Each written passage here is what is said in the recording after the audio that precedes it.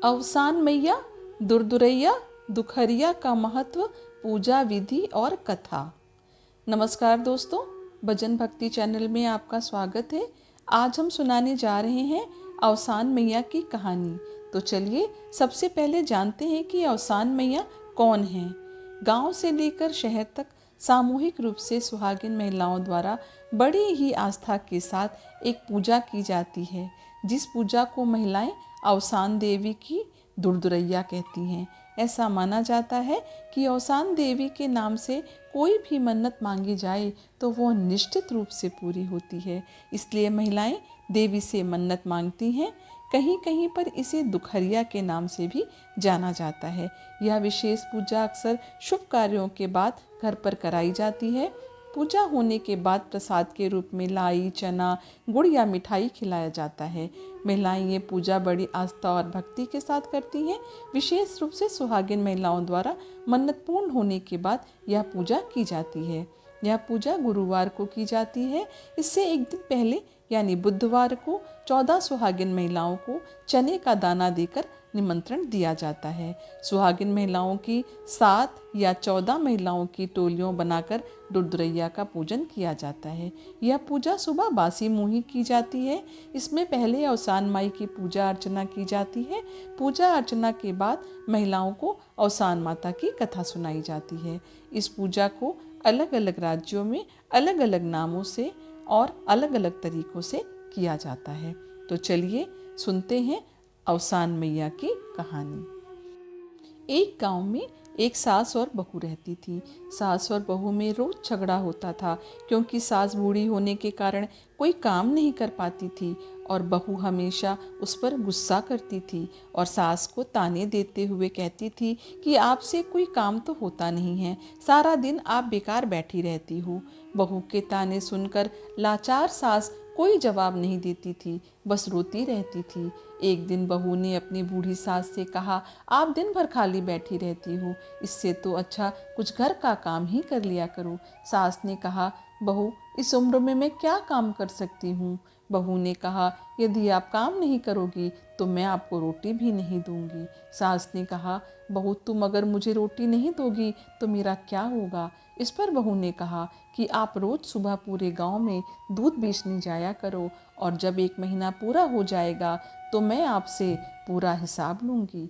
बेचारी सास दुखी मन से मजबूरी के कारण गांव दूध में बेचने के लिए तैयार हो गई। सुबह हुई तो बहू ने दूध का डब्बा भरकर सास को थमा दिया और कहा कि जल्दी से दूध बेचकर घर आ जाओ। सास जब घर से बाहर निकली तो वह चल भी नहीं पा रही थी, इसलिए एक पीपल के पेड़ के नीचे बैठ गई और सोचने लगी, इस बुढ़ापे में मेरे को क्या क्या दुख झेलना पड़ रहा है। मेरी तो हिम्मत ही नहीं हो रही है, मैं कैसे जाकर ये दूध बेचूं। इतना सोचते सोचते 2-3 घंटे बीत गए। बूढ़ी सास को चलने की बिल्कुल हिम्मत नहीं हो रही थी। इसके बाद सास ने मन में विचार करते हुए दूध को पेड़ के नीचे डालने का निर्णय ले लिया।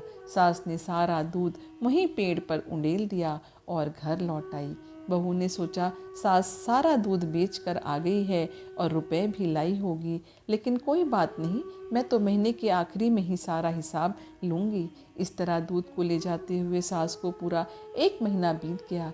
जब 1 महीने का आखिरी दिन आया तो उस दिन सास को बहू को हिसाब देना था। वह दूध लेकर घर से निकली और पेड़ के नीचे बैठकर रोने लगी और सोचने लगी, अब मैं क्या करूं, आज तो बहू को दूध का हिसाब देना ही होगा।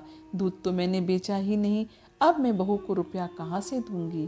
तभी वहाँ से गुजर रही अवसान मैया ने बुढ़िया के रोने की आवाज़ सुनी। अवसान मैया बूढ़ी सास के पास आ गई और उनसे रोने का कारण पूछा।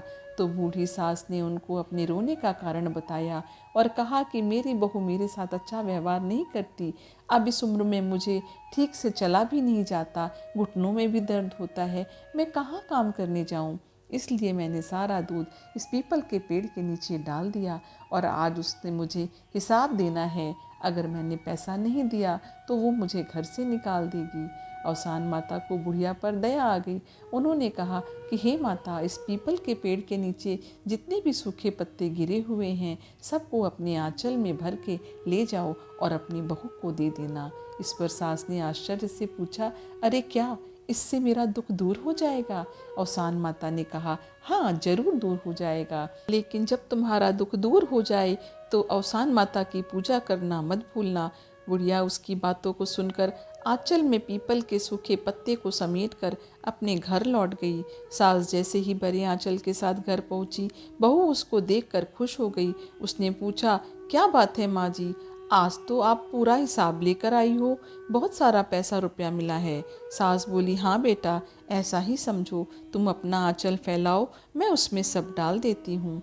बहू ने अपना आंचल फैला दिया, लेकिन यह क्या, उसका आंचल तो रुपए और जेवर से भर गया। सास को सब समझ में आ गया कि यह तो अवसान माता की ही कृपा है। यह सब देखकर बहू को यकीन नहीं हुआ कि यह रुपया और जेवर माँ जी को दूध बेचकर मिला है। बहू सास को जोर देकर पूछने लगी कि आपको इतना धन कैसे मिला। तो सास ने बहू को सारी कहानी सुना दी। लालची बहू ने सास से कहा कि जैसा आपने किया है ठीक वैसा मैं भी करूँगी।